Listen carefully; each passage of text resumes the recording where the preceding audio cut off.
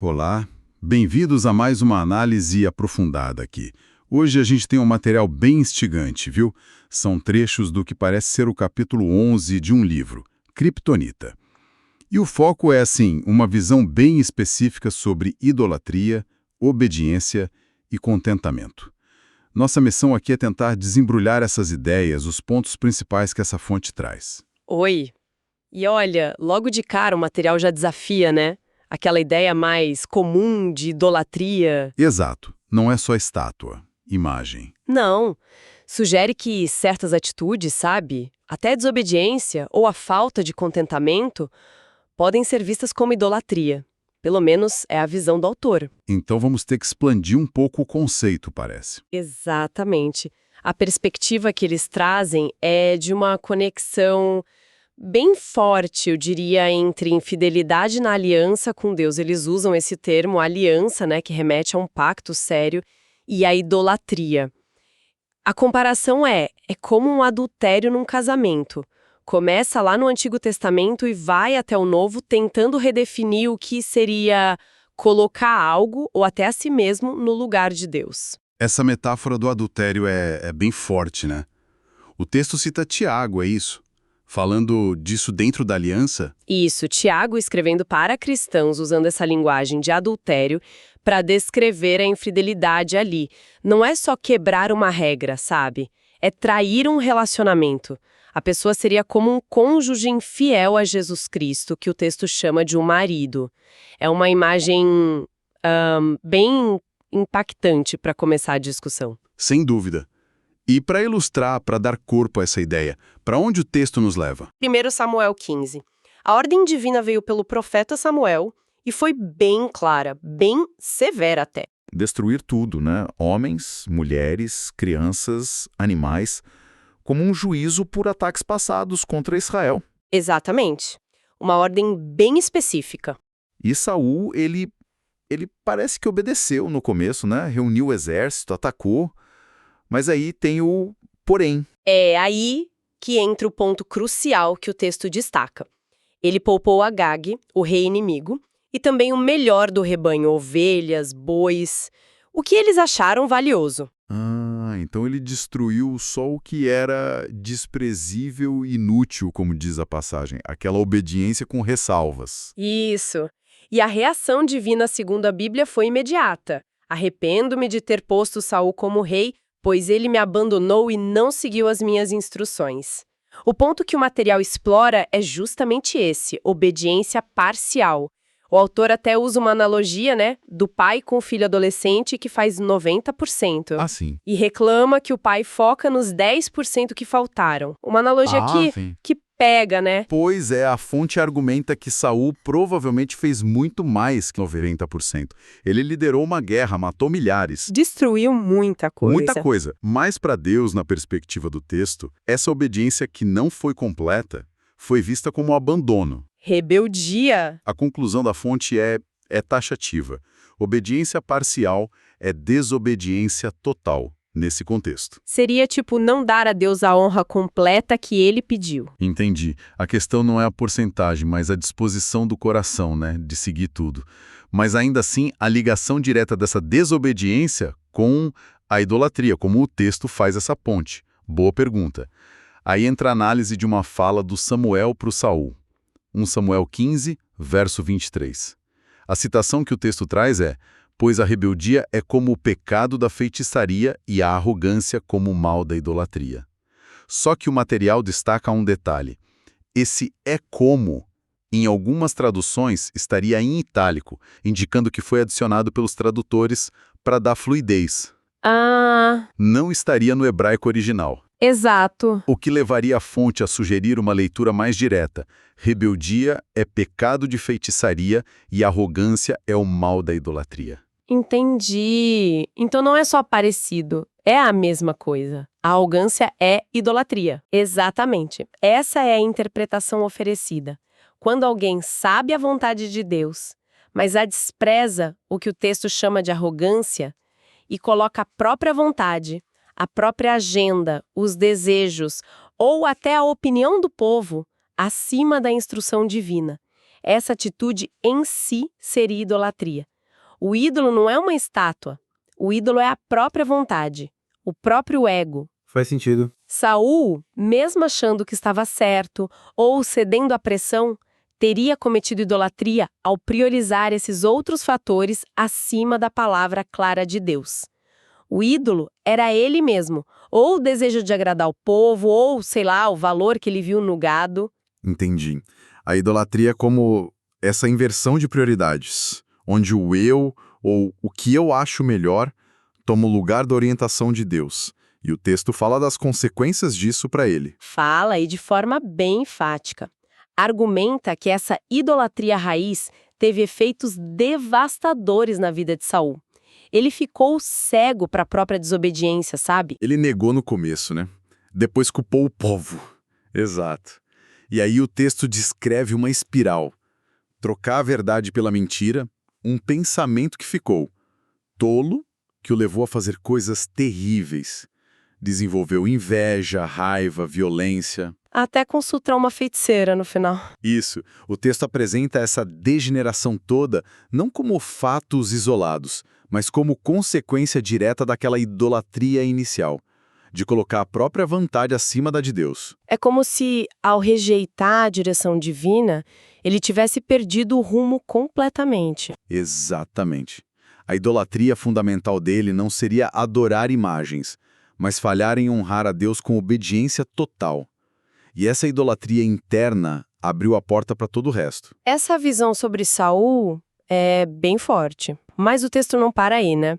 Ele avança para o Novo Testamento, aborda outro ângulo. Correto. Aí a análise vai para a Carta aos Colossenses, capítulo 3, e introduz outra faceta da idolatria, a cobiça. Ah, cobiça. É, aquela ideia de idolatria como algo interno, uma questão de coração, de vontade, que a gente viu com Saul, encontra um eco aqui. Agora o foco é mais nos desejos, no contentamento, ou na falta dele. Ok. E para entender essa conexão entre cobiça e idolatria, o texto define os dois lados, né? Contentamento e cobiça. Vamos começar pelo contentamento. Como a fonte define? Olha, o material dá algumas definições. Uma de dicionário, tipo sentir satisfação com o que se tem, com a situação. Outra vem do grego, arkel, que seria bastar, ser suficiente. E tem uma terceira, que o autor diz ser de uma oração pessoal, que é bem direta. Satisfação completa na minha vontade. A ideia central parece ser essa, contentamento genuíno, ligado a achar satisfação na vontade de Deus, não tanto nas coisas de fora. Satisfação completa na minha vontade. Isso parece simples, mas é profundo. O texto diz que essa atitude interna tem implicações práticas. Sim. Sugere que, sem esse contentamento, até atos que parecem bons podem ser motivados por egoísmo no fundo. Aquela pergunta escondida. Tá, mas o que eu ganho com isso? O apóstolo Paulo é citado como exemplo. Filipenses 4, né? Aprendi a estar contente em toda e qualquer situação, seja na necessidade, seja na fartura. O texto diz que isso não era só discurso, era real para ele. E menciona outros exemplos bíblicos. Sim, cita 1 Timóteo 6, piedade com contentamento é grande fonte de lucro. Tendo que comer e com o que vestir, estejamos com isso satisfeitos. Mas o exemplo máximo de contentamento que o texto apresenta é Jesus. Ah, claro. Destaca João 4, onde Jesus fala que a sua comida, o sustento dele, era fazer a vontade do Pai. E também o Salmo 40, aplicado a ele, tenho prazer em fazer a tua vontade, ó Deus meu. Interessante essa conexão. Contentamento ligado a achar prazer na vontade de Deus. Mas isso não poderia levar a uma certa passividade? Tipo, aceitar tudo, até o sofrimento alheio? Complacência? Ótima questão. E o texto faz questão de diferenciar isso.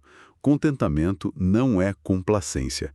Argumenta que Jesus, embora contente com a provisão do Pai para si mesmo, não era nada complacente com o pecado ou o sofrimento dos outros. Ele agia, né? Exato. O texto lembra. Ele chorou, orou com angústia, confrontou a hipocrisia religiosa, lembra das mesas no templo, e agiu pelos oprimidos. Entendi. Então, o contentamento seria interno, uma confiança no plano de Deus para si, mas que não anula a ação e a compaixão pelo próximo. Perfeito. Esse contentamento interno, segundo a análise, dava a Jesus uma segurança, uma estabilidade, que permitia a ele agir sem ser movido por necessidade própria ou busca de aprovação. Isso faria ele, na visão do texto, o servo perfeito. Ok. Esse é o lado do contentamento. E o oposto? A cobiça. Como o texto define e liga com a idolatria? A cobiça, bom, usa o Aurélio, desejo imoderado e inconfessável de possuir. Mas vai mais fundo com a palavra grega pleonexia. Ela aparece lá em Colossenses 3,5,5, onde Paulo diz: e a avareza ou cobiça, que é idolatria. De novo, a identidade não só a semelhança. É idolatria. Isso. E aí traz definições teológicas para a pleonexia: desejo inapropriado demais, estado de desejar ter mais do que lhe é devido. E enfativa uma que diz que a pleonexia implica um espírito ganancioso que se auto-idolatra. Espírito ganancioso que se auto-idolatra. Isso conecta de novo com a ideia do Saulo, né? Da autopromoção como idolatria. Como a fonte explica que essa cobiça surge? A interpretação é que a cobiça, a pleonexia, aparece quando a mente e o coração não estão focados nas coisas do alto, como Colossenses instrui, mas sim nas coisas daqui, da terra. Quando o foco se perde. Exato. Isso levaria a um modo de autossobrevivência. A pessoa começa a buscar segurança, satisfação nas coisas criadas, prazer, dinheiro, fama, poder, relacionamentos, fora da vontade ou da provisão de Deus. No fundo, a cobiça nasceria da falta de contentamento. Ah, então a falta de contentamento abre a porta para a cobiça. E a cobiça é a idolatria porque busca satisfação em outra coisa que não é Deus, colocando essa outra coisa no centro. É isso. Exatamente essa linha de raciocínio da fonte. A cobiça é um desejo que quer ir além do que Deus dá ou determina, colocando o querer pessoal acima da suficiência que se encontra nele. O texto até vê a tentação de Jesus no deserto como Satanás tentando induzi-lo à pleonexia. Buscar pão, poder. Por conta própria. Isso. Fora da dependência do Pai. E Jesus recusou. Então essa dinâmica, contentamento versus cobiça, é central para o argumento. São forças opostas mesmo. Totalmente opostas, segundo a fonte. Contentamento vindo da satisfação da vontade de Deus aproxima. A cobiça nascida da insatisfação, do querer mais, afasta de Deus e leva direto aos altares da idolatria, colocando outras coisas ou o próprio desejo no lugar dele. Para reforçar, cita Hebreus 13.